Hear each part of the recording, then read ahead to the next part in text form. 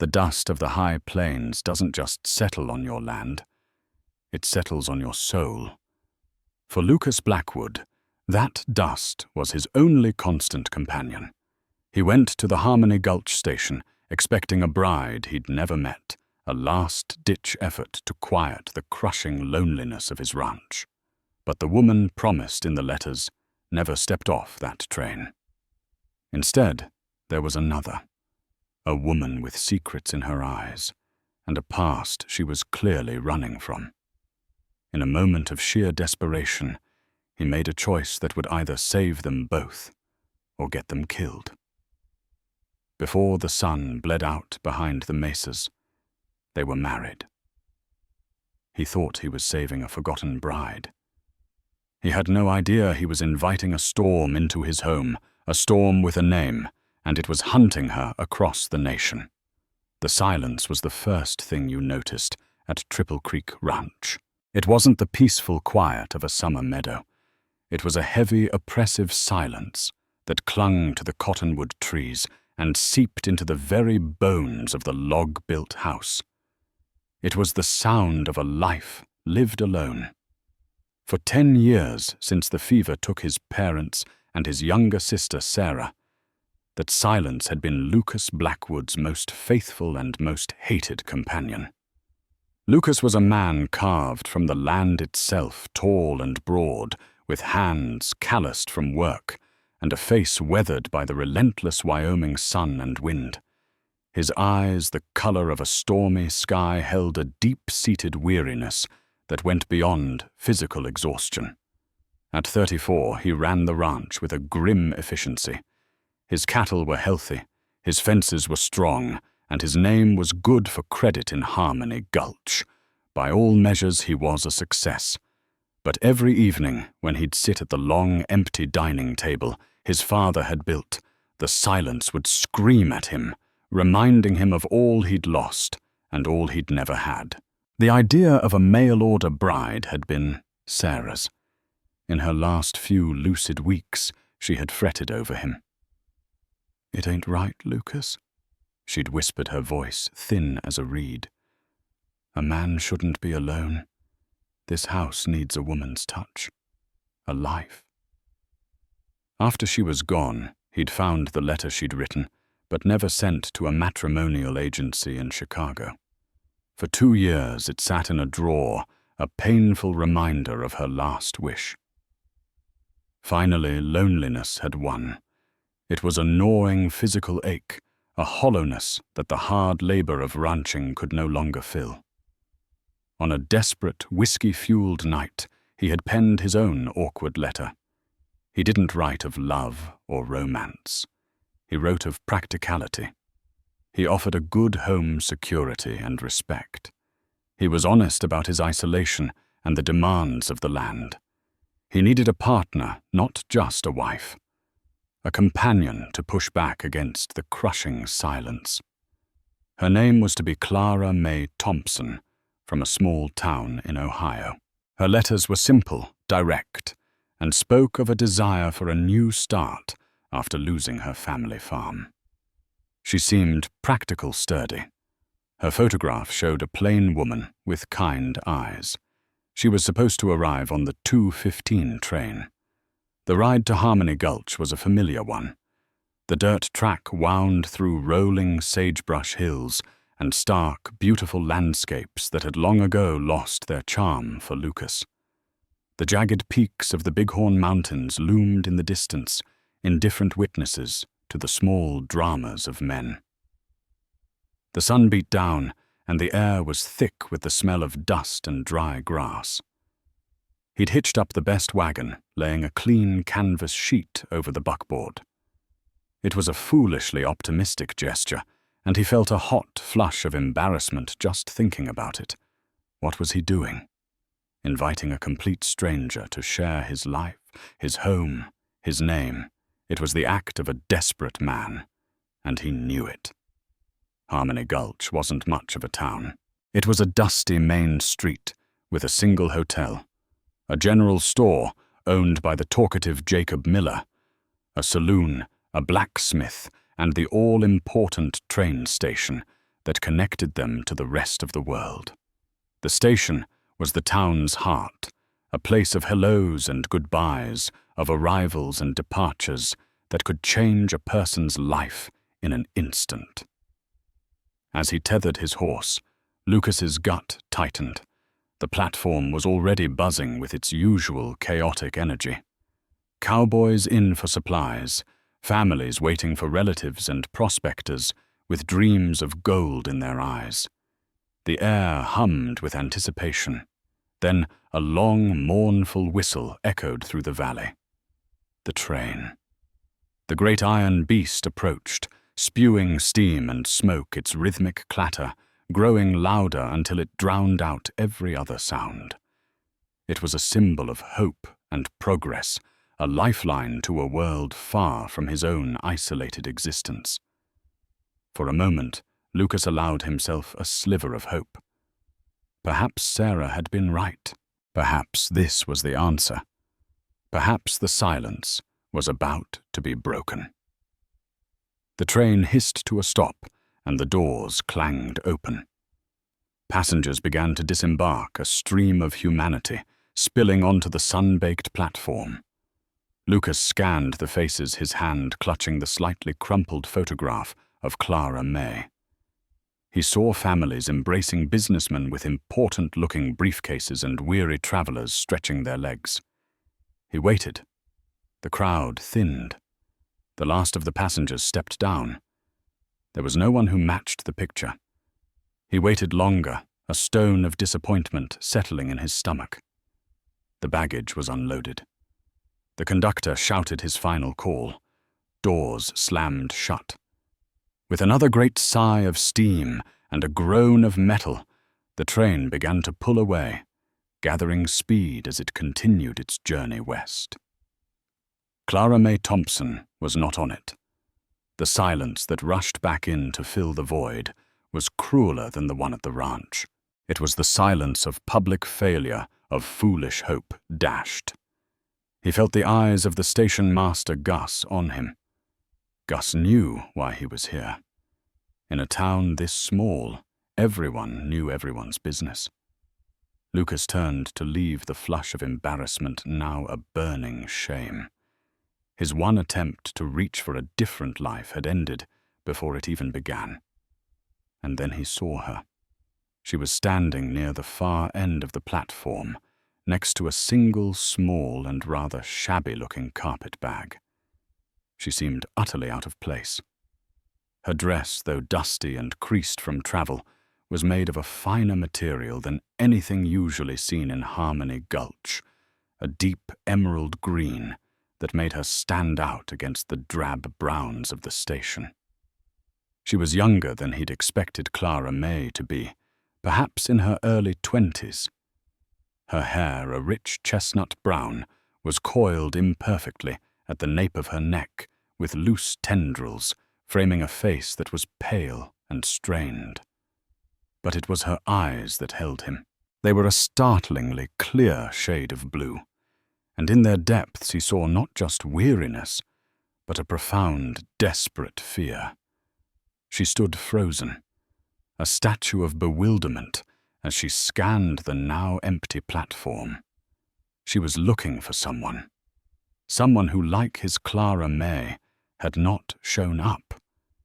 She was, he realized with a jolt, a forgotten bride, a mirror to his own predicament. A strange, unbidden impulse took hold of him. It was pity, yes, but it was something more. It was a recognition of a loneliness that seemed to match his own. Before he could talk himself out of it, he found himself walking towards her, his boots sounding unnervingly loud on the wooden planks. The silence of his life was about to be shattered in a way he could never have imagined. He stopped a few feet from her, pulling the brim of his hat down slightly, a nervous habit he hadn't realized he had. She looked up at his approach and her shoulders tensed, her hand tightening on the handle of her small bag. Fear sharpened her features. "Ma'am," Lucas said, his voice rough from disuse. "You look lost." Her chin lifted a fraction, a spark of defiance in her eyes. "I am waiting for someone." Her voice was soft, but her diction was crisp and educated. Another detail that seemed out of place. It wasn't the flat accent of the Midwest he'd expected from Clara May. "The train's gone," he stated the obvious, feeling like a fool. "Everyone's been met." Her gaze swept over the empty platform one last time, and a flicker of despair crossed her face before she masked it. "He has been delayed, I'm sure. A Mr. Peterson." Lucas knew of no Peterson in Harmony Gulch, at least not one expecting a bride. He knew every rancher, every shopkeeper, every drunk in this valley. "Don't know any Peterson," he said, his tone more blunt than he intended. Her composure finally crumbled. The defiance in her eyes gave way to a wave of panic she could no longer conceal. Her shoulders sagged and she seemed to shrink into herself.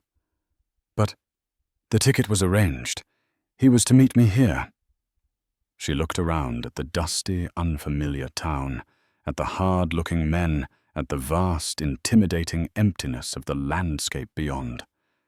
She was alone, penniless, and terrified. He could see it as clearly as if she'd shouted it. In that moment, Lucas Blackwood, a man who hadn't made an impulsive decision in a decade, was moved by a force he didn't understand. It was the rawness of her desperation, the reflection of his own crushing loneliness. He saw two broken plans, two solitary people left stranded at the same station, and an idea mad and reckless took root in his mind. "I was here to meet a woman myself," he heard himself say. "A bride. She didn't arrive." She stared at him, confusion warring with fear in her eyes. I'm sorry for your disappointment." "Ma'am," he said, taking a steadying breath. "My situation is this. I run a ranch a few hours from here. It's a good spread prosperous. But I am alone. I need a wife. Not for romance." He stumbled the word, feeling alien on his tongue. "For partnership, a companion to share the work and the quiet.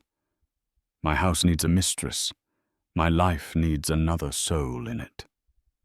He paused, letting his words hang in the hot, still air. "Your situation, if you'll forgive me for saying so, appears to be that you are stranded. You have no money and nowhere to go. Your Mr. Peterson, whoever he is, has abandoned you." Her face paled, but she didn't deny it.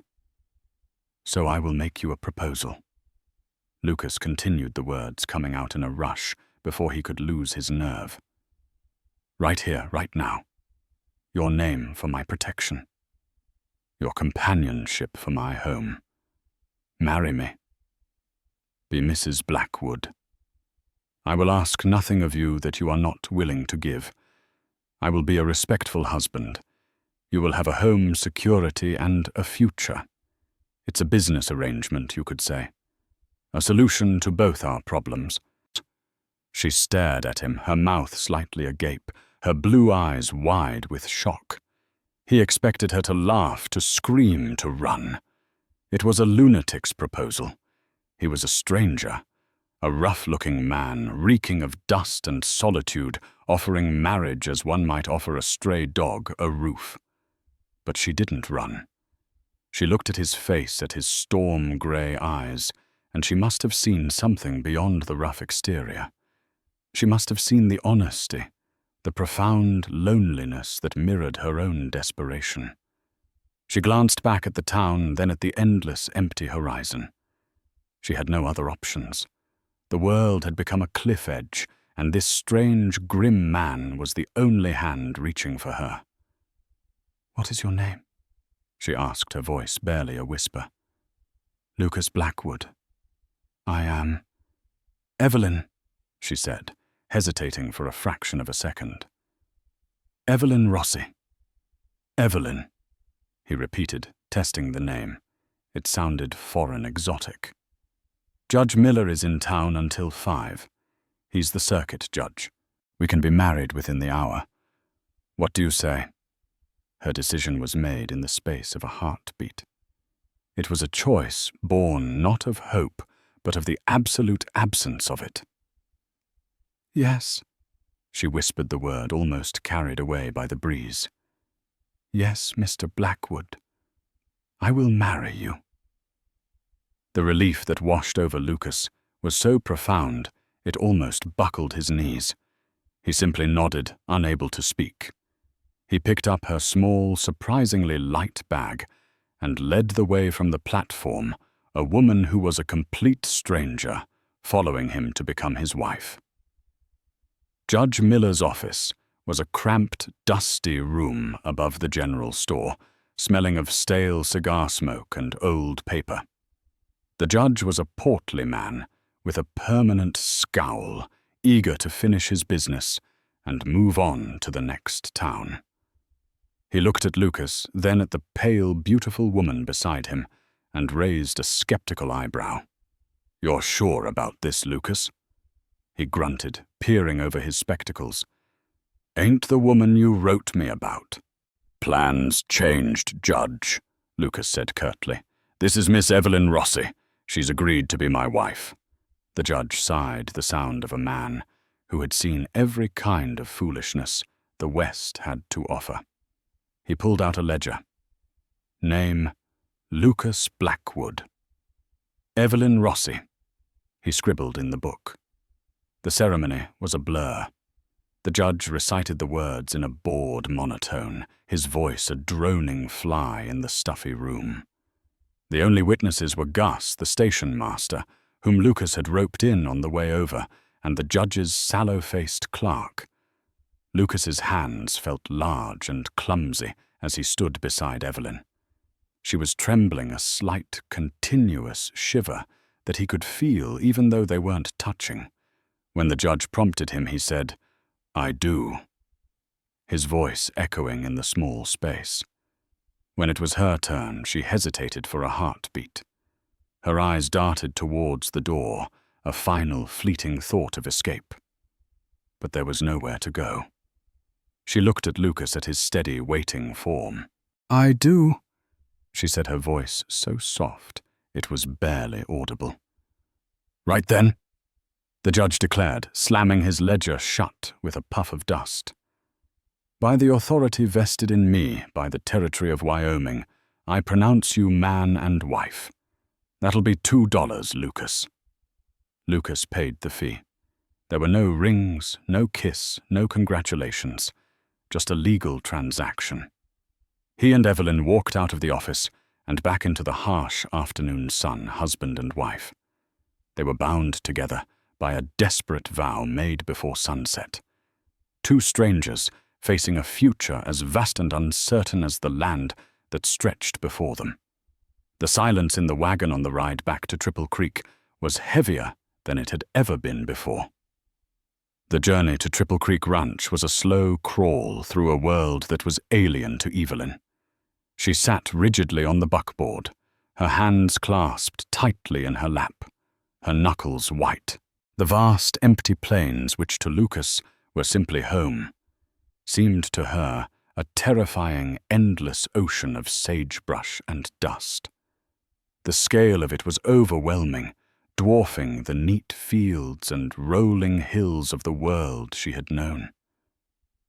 She said nothing, her gaze fixed on the horizon, her face a pale, unreadable mask.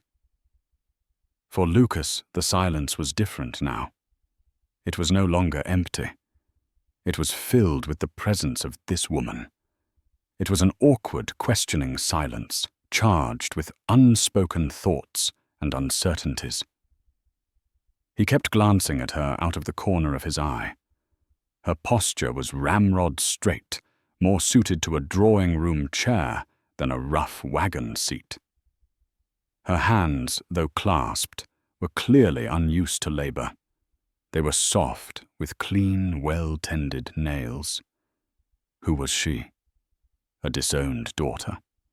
a failed governess. Every detail seemed to contradict the next. When they finally crested the last rise, and the ranch came into view, nestled in a shallow valley carved by two converging creeks, he felt a strange mix of pride and apprehension. "That's it," he said, breaking the long silence. "Triple Creek." Evelyn's gaze took in the scene. The house was solid built of thick, dark logs, with a wide porch. A large barn and several corrals stood nearby. It was a substantial, well-kept property, but it had an undeniable aura of masculinity and neglect. There were no flowers, no garden, no softening touches. It was a place of work, not a home. She gave a small, almost imperceptible nod, her expression unchanging. Inside the house was just as he'd left it. Only now he saw it through her eyes. It was clean, but Spartan. A massive stone fireplace dominated the main room, surrounded by practical heavy furniture. A rifle was mounted above the mantelpiece. The air inside was cool and smelled of wood smoke and old leather. It was his sanctuary, but he suddenly realized it might feel like a prison to her. "This will be your room," he said, pushing open a door off the main living area. It had been his sister Sarah's room. He had kept it clean, but hadn't touched anything else. The simple bed was covered with a faded quilt, and a small, plain wardrobe stood against the wall. "My room is at the other end of the hall. You'll have your privacy." She stepped inside, her small bag still in her hand. "Thank you," she said formally. The door between them felt like a chasm. The first days were a study in awkwardness. They moved around each other like cautious animals, speaking only when necessary. Lucas went about his daily chores, the familiar rhythm of ranch work, a comfort to him. Evelyn stayed mostly inside, and he would return in the evenings to find her sitting by the window, staring out at the landscape as if trying to decipher a foreign language. Her attempts to contribute were telling. On the second day, she offered to cook dinner. The result was a disaster. The bread was as hard as a rock, and the salted pork was burned to a crisp on the outside and raw on the inside. She looked at the ruined meal with a sort of detached horror, as if she couldn't comprehend how it had happened. "I'm sorry," she said, her voice tight with humiliation. I'm not very practiced." "It's fine," Lucas said, trying to soften his tone. He cooked them a simple meal of beans and bacon, a bachelor's fare he knew all too well. It became clear that not very practiced was an understatement. She had likely never cooked a meal in her life. He tried to find tasks for her. He showed her how to mend one of his shirts, and she held the needle with a clumsy delicacy, her stitches uneven. But she was a quick study. When he taught her how to patch a section of fence near the house, she listened intently, her brow furrowed in concentration. She wasn't strong, but she was resilient, her hands growing red and blistered without a word of complaint. In these small moments, Lucas began to see past the frightened woman at the station.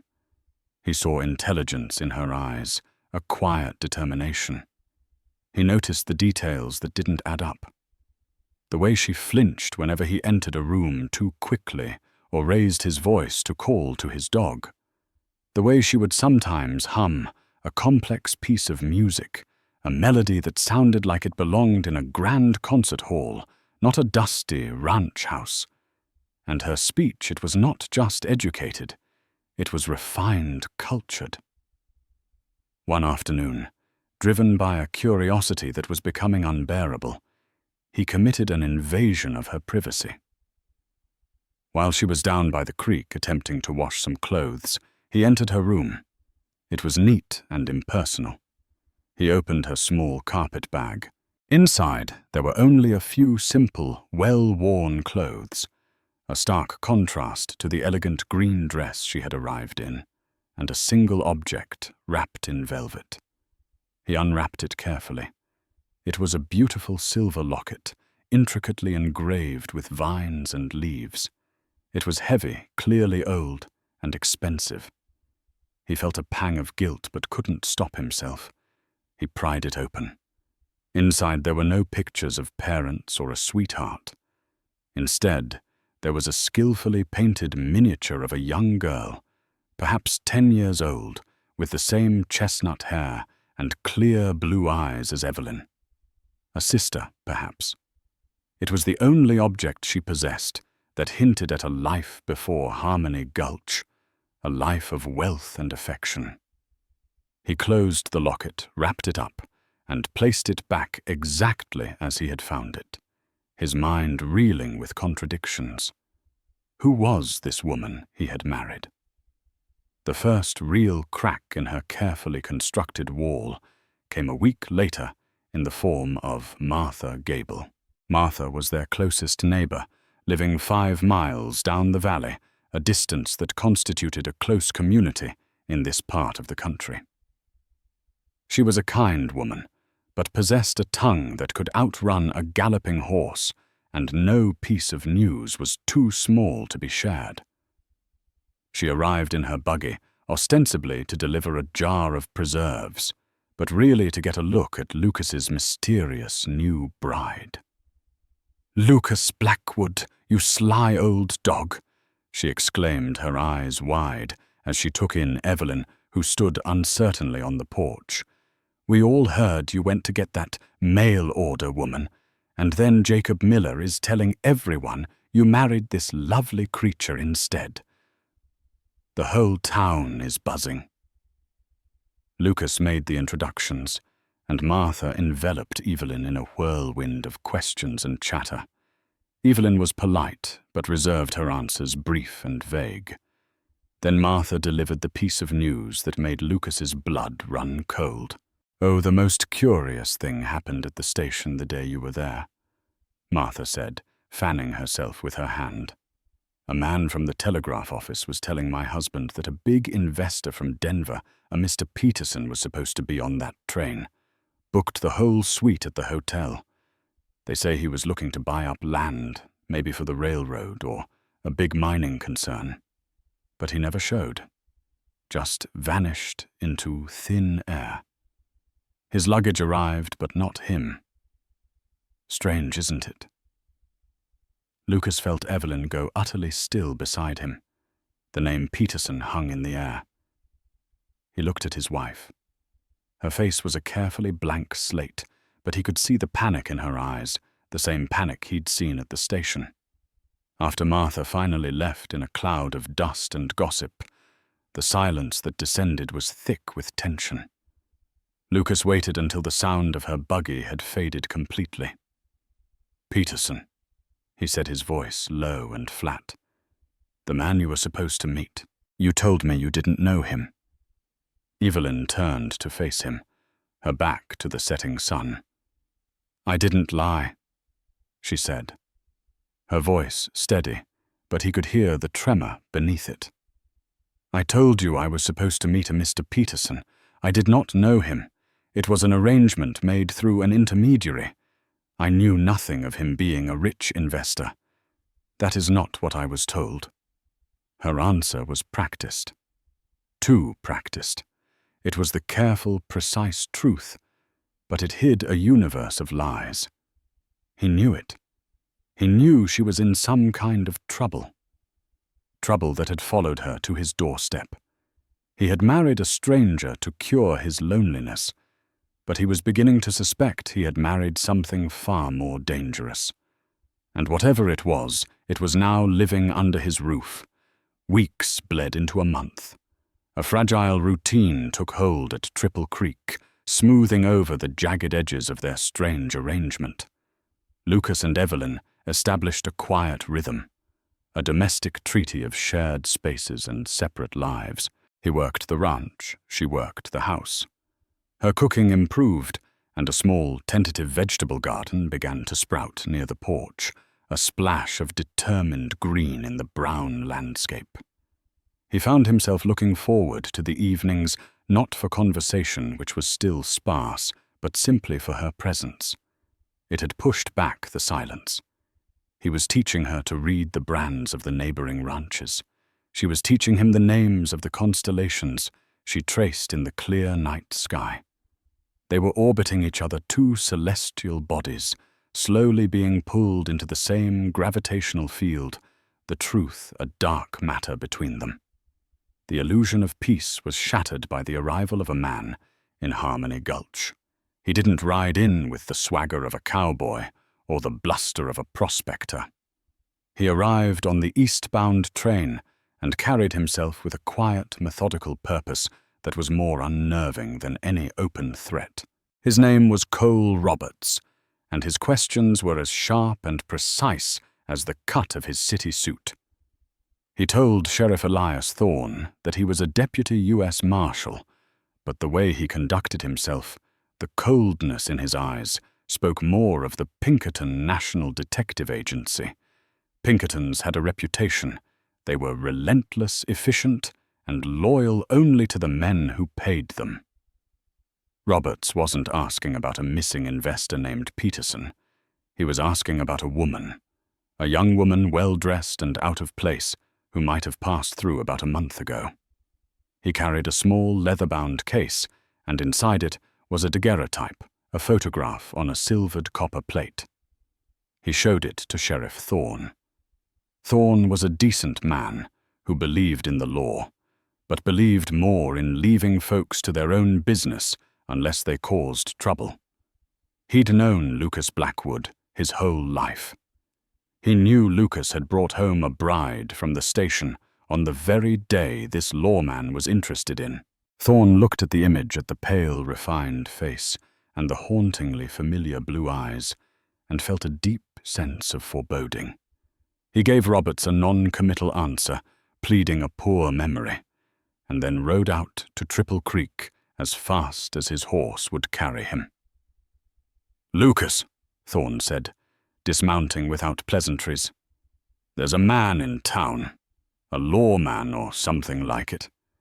Calls himself Cole Roberts. He's asking questions."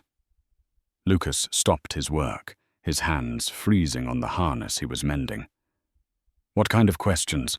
About a woman?" Thorne said, his gaze steady. "One who arrived on the 2:15 train a month back. He has a picture, Lucas." He paused, letting the weight of his words settle. "It looks a hell of a lot like your Evelyn." The world seemed to tilt under Lucas's feet. The vague unease he'd been living with coalesced into pure, cold dread. He thanked Thorne for the warning, his mind already racing. The locket, the refined speech, the fear in her eyes. It was all clicking into place, like the tumblers of a lock. He didn't ride back to the house. He ran his heart pounding a frantic rhythm against his ribs. He burst through the door, letting it slam against the frame. Evelyn was at the table, grinding coffee beans. She jumped at the sound, her eyes wide with alarm, the very reaction that had always puzzled him. "A man is in town," he said, his voice harsh, dispensing with any preamble. "A lawman named Cole Roberts. He's looking for a woman who got off your train. He has a photograph." He took a deep breath, the next words tasting like betrayal. "He's not looking for Evelyn Rossi. He's looking for a woman named Evelyn DeVere." The name struck her like a physical blow. The color drained from her face, leaving it a ghastly white. The small handle of the coffee grinder slipped from her fingers and clattered to the floor. The carefully constructed facade she had maintained for a month shattered into 1,000 pieces. She sank into a chair, her shoulders trembling. The fight was gone. There was no practiced denial this time, only the raw, devastating truth. "Who are you?" Lucas demanded, his voice softer now, laced with a confusion that warred with his fear and anger. She looked up at him, her blue eyes swimming with unshed tears. My name is Evelyn de Vere, she confessed, her voice a broken whisper. I am from Philadelphia. The story came tumbling out, a torrent of secrets held back for too long. She wasn't a mail-order bride. She was the daughter of a wealthy shipping magnate, raised in a world of privilege and stifling expectations. She had been betrothed since childhood to a man named Augustus Kane, the son of her father's business partner. Kane was handsome, charismatic, and powerful. To the world, he was the perfect match. In private, he was a monster. He didn't see me as a person, she explained, her voice trembling with the memory of it. He saw me as a possession, a beautiful object to be owned and displayed. He was charming, but underneath it, he was cruel. Her hand instinctively went to her wrist, to a spot he now realized was covered by a faint silvery scar. He had a temper. He liked to control everything. My clothes, my friends, my thoughts. When I tried to break the engagement, he showed me how impossible that would be. My father's company is financially entangled with his. My family would be ruined. They told me it was my duty. Faced with a life of gilded misery and abuse, she had chosen to run. She couldn't go to the authorities. Kane's influence was too far-reaching. So she had planned her escape in secret. She stole away with what jewelry she could carry, selling it piece by piece to fund her journey. The man, Mr. Peterson, was a low-level con artist she had paid to create a new identity for her to arrange a ticket and a plausible backstory as a mail-order bride in the most remote place she could find on a map, Harmony Gulch, Wyoming. But he got greedy, she said, choking back a sob. When we were supposed to meet in Denver to finalize the plan, he demanded more money, all of it. He saw my desperation. When I refused, he took what I had left and left me on the platform at Harmony Gulch with a ticket and a fake name. He must have kept the money I gave him for the hotel booking. It was all a lie. The silver locket held a picture of her younger sister Anna, the only person in her family who knew the truth of Kane's nature and had secretly helped her escape. Evelyn was running not just from a fiancé, but from a powerful, vindictive man who would stop at nothing to get his property back. Her family under Kane's sway had reported her kidnapped, and Augustus Kane had hired the best, the Pinkertons. Cole Roberts was his instrument. The room was silent, save for the sound of Evelyn's quiet weeping. Lucas looked at the woman before him, no longer a simple, mysterious bride, but a fugitive aristocrat, a woman of immense courage and terror. He had stepped into her story without knowing it, and now her past was a storm about to break over his ranch. He had a choice, a clear, simple choice. He could ride into town, hand her over to Roberts, and collect whatever reward was offered. He could sever this dangerous tie and return to his life of solitude. He could have the silence back. He looked at her, at the raw vulnerability on her face, the trust she had placed in him by telling him her story. He thought of the small garden she had planted, of the sound of her humming in the quiet evenings, of the way she'd looked at the stars.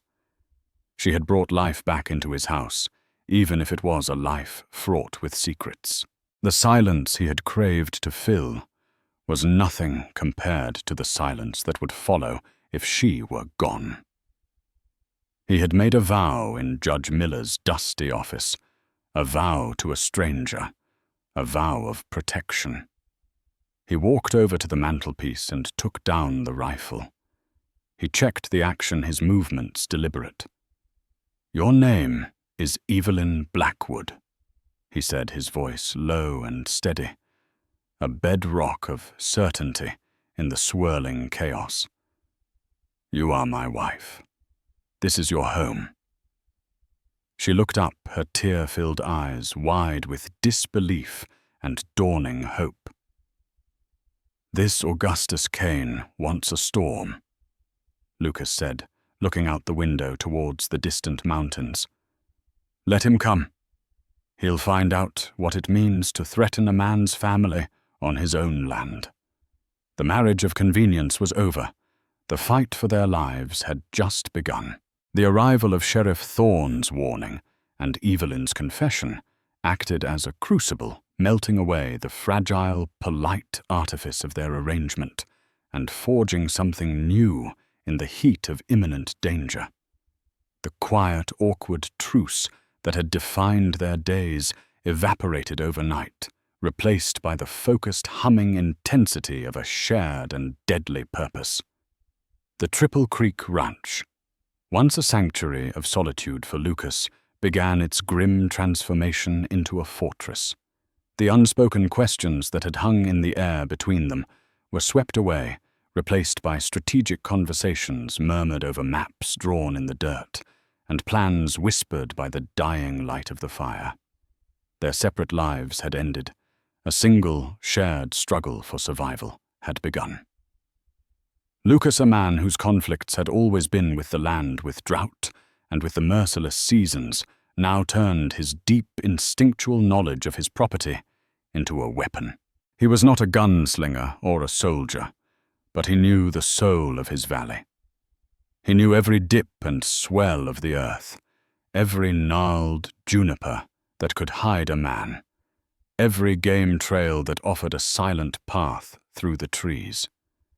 This land was an extension of his will, and he would make it a treacherous ground for any invader. "Kane won't come alone," he stated, his voice low and certain as he methodically cleaned his Winchester rifle by the hearth. The firelight glinted off the oiled steel, a warm glow on a cold instrument. "A man of his breeding and cowardice sends others to do his dirty work. Robert's the Pinkerton, he'll be the scout. A professional. He'll come first to confirm you're here to assess the layout. Then Kane will follow with his hired guns, thinking the table is set for him." Evelyn, watching him, felt the last vestiges of the terrified fugitive slough off like a snakeskin. In its place was a woman of chilling composure, her mind sharpened by a lifetime of observing the predator she was now preparing to face. The refined lady from Philadelphia was gone, replaced by a pragmatic and fiercely intelligent partner. "You are right," she affirmed, her voice clear and strong, resonating with a certainty that surprised even herself. "Augustus is profoundly arrogant. He believes his wealth is a force of nature, capable of bending anyone and anything to his will. He will see you as a simple farmer, a rustic obstacle to be brushed aside. He will not conceive of you as a threat. That will be his most critical mistake." Their preparations became a strange, desperate courtship, a testament to their burgeoning partnership. They worked in tandem, their movements falling into an unspoken rhythm that was more intimate than any touch had yet been.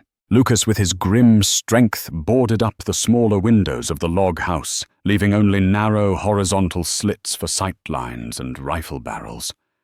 Evelyn, with her quick hands, helped him, passing him nails and tools, her presence a silent, steadying force. The sharp, rhythmic banging of his hammer echoed through the valley, a declaration of defiance. He took her out behind the barn as dusk settled the sky, turning a bruised purple. He pressed his second rifle, a lighter .30-30 carbine that had belonged to his father, into her hands. "I need you to know how to use this," he said, his voice gentle but firm. "Not to go looking for a fight, but to end one if it comes to the door." She took the weapon. It was heavier than she'd imagined, cold and impersonal. Her hands, which had been learning the texture of garden soil and laundry soap, now learned the feel of worn walnut stock and blued steel. He stood behind her, his large, calloused hands guiding hers, showing her how to work the lever action, how to sight down the barrel, how to gently squeeze the trigger. The proximity was electric, a current of unspoken trust passing between them in the cool evening air. He smelled of pine leather and resolve. For Evelyn, this lesson was the final absolute proof of the difference between the two men who had defined her life. Augustus Kane had wanted to own her, to lock her away like a fragile doll. Lucas Blackwood was handing her a weapon and teaching her how to defend herself. As they worked, they talked, filling the tense hours with the stories that had led them to this moment. He told her about Sarah, his sister, and how her absence had hollowed out the world. He spoke of the crushing weight of the silence she had finally miraculously broken. She in turn told him more about her gilded cage in Philadelphia, of the suffocating pressure of her family's expectations, and the quiet, creeping terror of living under Kane's obsessive gaze. They were no longer just a rancher and a fugitive. They were Lucas and Evelyn, a man who had forgotten how to live, and a woman who had been fighting for her life. They were husband and wife, bound not by a hasty vow in a dusty office, but by the shared sacred work of protecting their future. One evening, sitting on the porch step, watching the stars emerge, in the vast ink-black sky, her hand found his. It was a simple, natural gesture, a silent acknowledgement of the unbreakable bond that had been forged between them. 3 days after Sheriff Thorne's clandestine visit, the scout arrived. Cole Roberts rode into the valley alone, just as Lucas had predicted, his horse moving at a steady, unhurried pace. He was the picture of detached professionalism, a man doing a job. He didn't approach the house directly, but made a wide, slow circle. His keen eyes taking in every detail, the boarded windows, the unnerving quiet, the strategic placement of the barn and corrals. He was a wolf assessing the den. Lucas watched him from a window, slit the Winchester held steady in his hands, its stock resting against his shoulder. Evelyn stood just behind him, her hand resting lightly on his back, her breathing perfectly even. "That's him," she whispered, her voice devoid of fear, now holding only a cold recognition. Roberts made no hostile move. He was simply confirming the intelligence gathering the facts for his employer. After making a full circuit of the valley floor, he turned his powerful horse and rode back the way he came, a methodical agent of the coming storm. The scout had seen the prey. He was returning to his master. They didn't have to wait long. The reckoning arrived the following afternoon, under a high, indifferent sun. They appeared first as a smudge of dust on the distant horizon, then as 5 distinct riders, dark silhouettes growing larger against the bright, endless sky. They moved with the confident, insolent swagger of men who were used to taking what they wanted, their very presence in violation of the valley's peace. At their head rode a man on a magnificent black stallion, a man whose fine Eastern suit and polished boots looked absurdly out of place amidst the Wyoming sagebrush. Even from a distance, Lucas could feel the palpable aura of arrogant power that radiated from him. "Augustus," Evelyn breathed, her voice tight, not with fear, but with a sudden, sharp intake of hatred. "Get inside," Lucas commanded, his tone leaving no room for argument. "Bar the door from the inside. Don't open it. Not for my voice, not for anything. Not until the shooting stops." He gave her hand one last firm squeeze, a final silent promise. Then he slipped out the back of the house, his rifle in hand, and vanished into the rocky, tree-dotted landscape. He knew better than the lines on his own hand.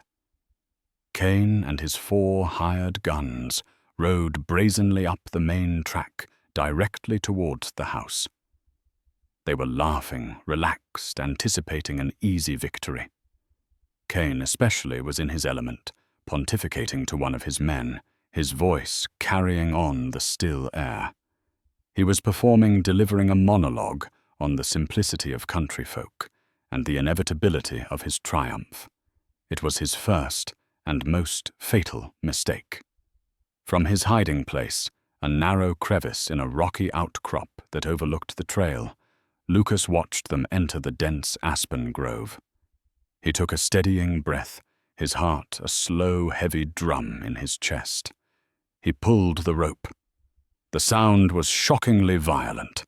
A sharp, splintering crack echoed through the grove, followed by the deep, guttural roar of a massive log swinging down from the trees. It didn't just block the path. It slammed into it with terrifying force. The lead horses screamed, their eyes wide with animal terror, and reared violently, throwing two of the hired city thugs to the hard-packed earth. The scene erupted into pure chaos. Men shouted curses, horses bucked and whinnied, and a thick cloud of dust and confusion filled the air. In that perfect moment of chaos, Lucas's Winchester barked. The report was sharp and clean. He wasn't aiming to kill, not yet. He was aiming to dismantle their confidence. A .44-40 round ricocheted off a boulder inches from Cain's polished boot, sending stone chips stinging through the air. Another shot fired a second later splintered the ornate pommel of a thug's saddle, the man crying out as if he'd been hit. It was the rancher's eloquent answer to the rich man's monologue. Panic began to curdle the thug's arrogance. They were bullies and brawlers, not soldiers accustomed to fighting an invisible, methodical enemy. "He's up in the rocks!" one of them yelled, firing his pistol blindly into the outcrop, the shot going wide by a comical margin. But Lucas was already gone. He moved swiftly and silently, using a deer trail to flank them, his worn boots making no sound on the pine needles. He was a ghost on his own land. He fired again from his new position, 100 yards from the first. This time the bullet tore the hat from another gunman's head, the man yelping and dropping his rifle. Their nerve shattered completely. This wasn't the easy work they'd been promised. They began to fall back, scrambling to retrieve their stunned companions and retreat from the grove of terror. Augustus Cain, however, was frozen in place, his handsome face a mask of incandescent rage. He was not afraid. He was profoundly, deeply insulted.